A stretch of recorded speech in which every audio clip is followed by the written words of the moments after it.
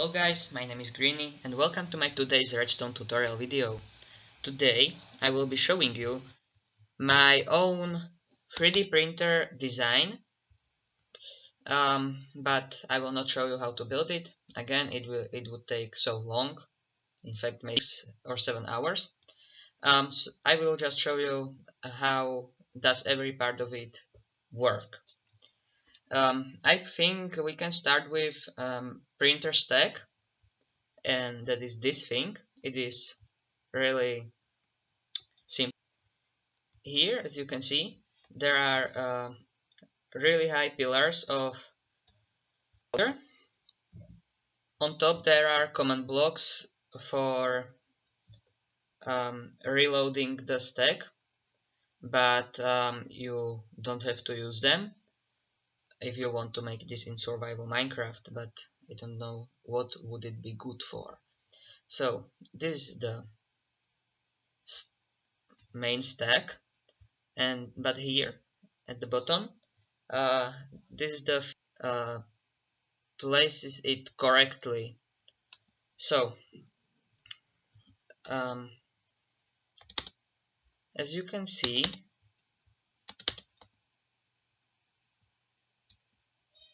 here is one piston with observer, and when a block falls here, the observer will activate and then push the block to this line. Here the falling area splits into two channels, first one and the second one, then both of them split again, and then again, with this oh, I have just completely forgotten the word. When you repeat this, you can make one channel for every single one of the 17 colors or 16 colors and one void block. So I think you can see the structure of it. Here are two pistons which push the block to this piston. These two pistons push the block to this piston. These two pistons push the block to this piston. This piston does it to this piston, and so on. When the block falls here, as I said, this piston will retract and then extend, pushing this block to this line. And when this whole line is finished, I will just grab quickly some sand to show you.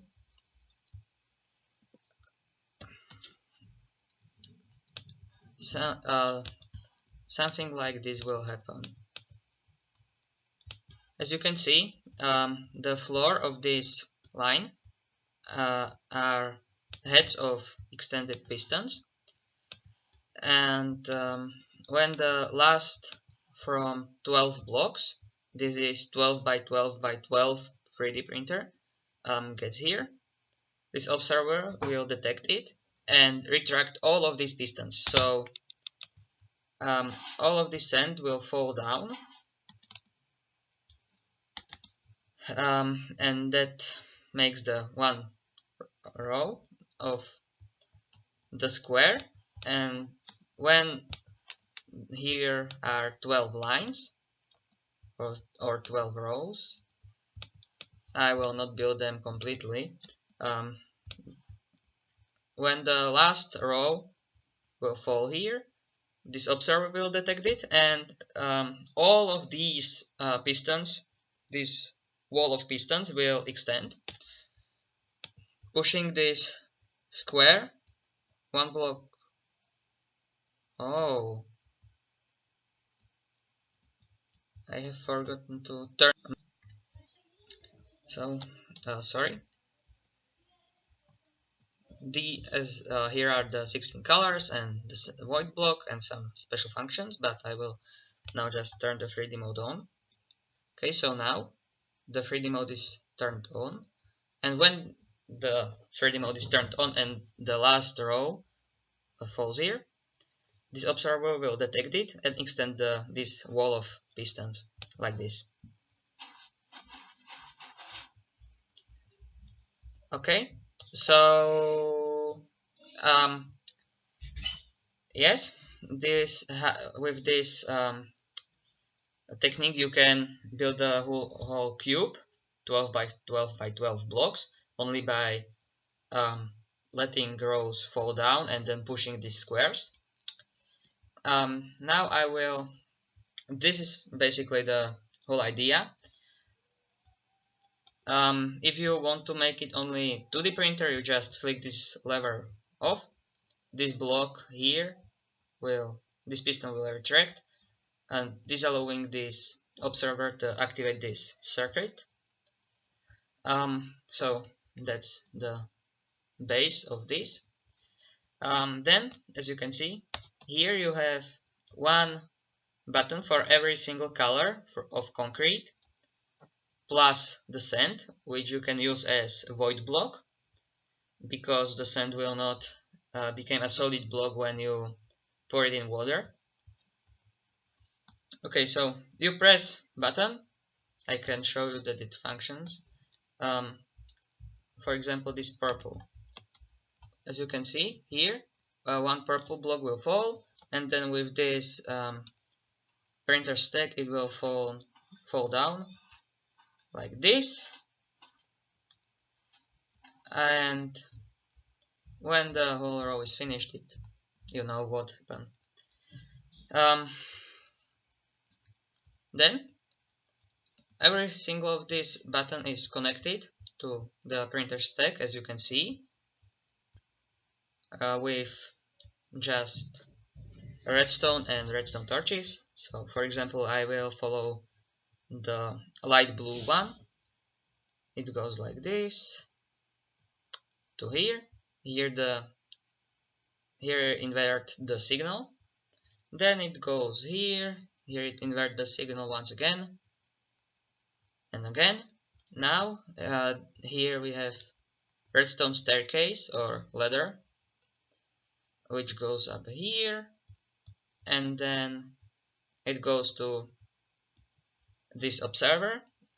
It does not really matter if the redstone here is activated or not activated, because this observer will detect the change in the signal in both cases.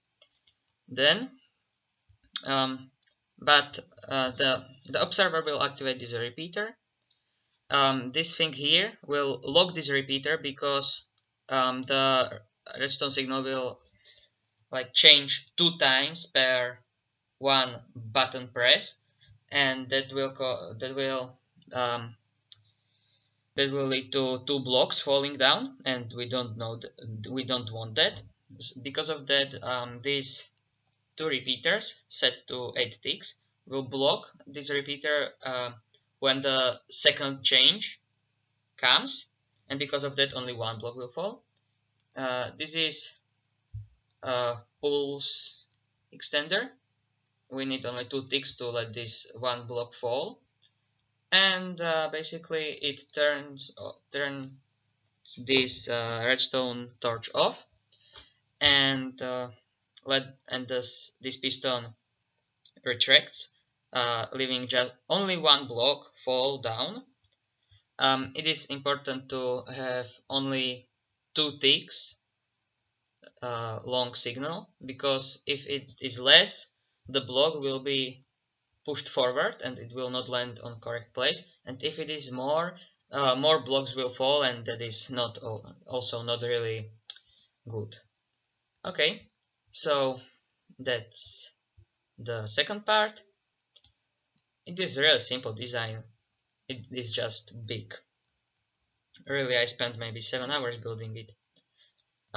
Okay, now I think we can go for the special functions of this. Here I have erase square. I will quickly show you how does it work. Imagine you have this square here, and you messed it up from some reasons. and you don't want to have it there. So all you need to do just just to press this button, erase square, and all of these blocks will fall down onto um, not solid block. For example, in my case, half slabs. It is very simple as well. Um, all it does is that it retracts these bottom pistons, because the square, until it is not finished, is laying on extended pistons. So it will retract those pistons and the blocks will fall to non-solid blocks and destroy themselves. Then, second special function I have here is function erase line. It works on the same principle. I will just show you.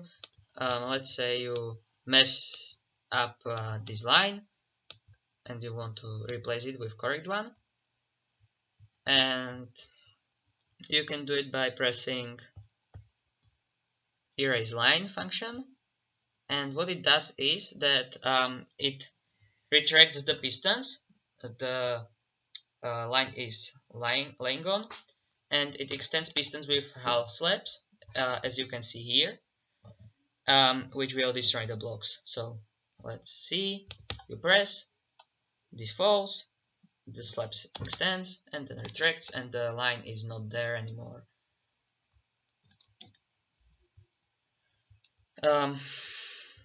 Another function I have here is I called it early square. It means that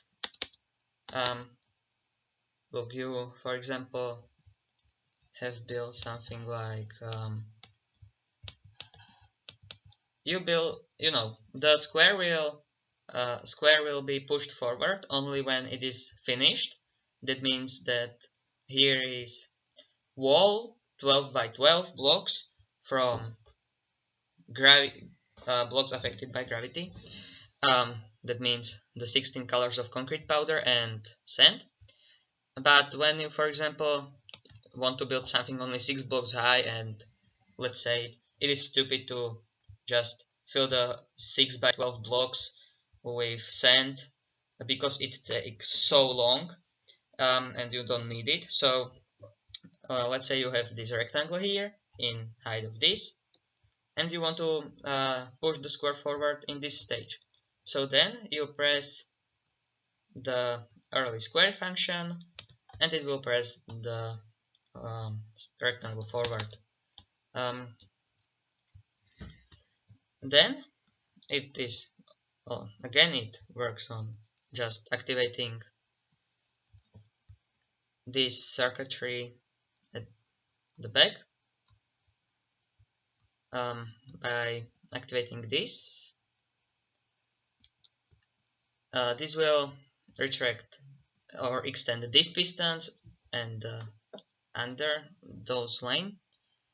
Then this observer will detect change in signal. It will send it upwards. Then this observer detects change in this observer, and then it activates these pistons and another line of pistons, and this happens all the way up. Also, this is the circuitry in a normal pushing of the square when the whole square is finished. So it is really simple. Then another function I have here is early line. I know that those names are not the greatest ones, but you know. Let's say you have this line and you want to have it only this long, and you don't want to finish it. You just press the early line function, and the line not finished will fall down.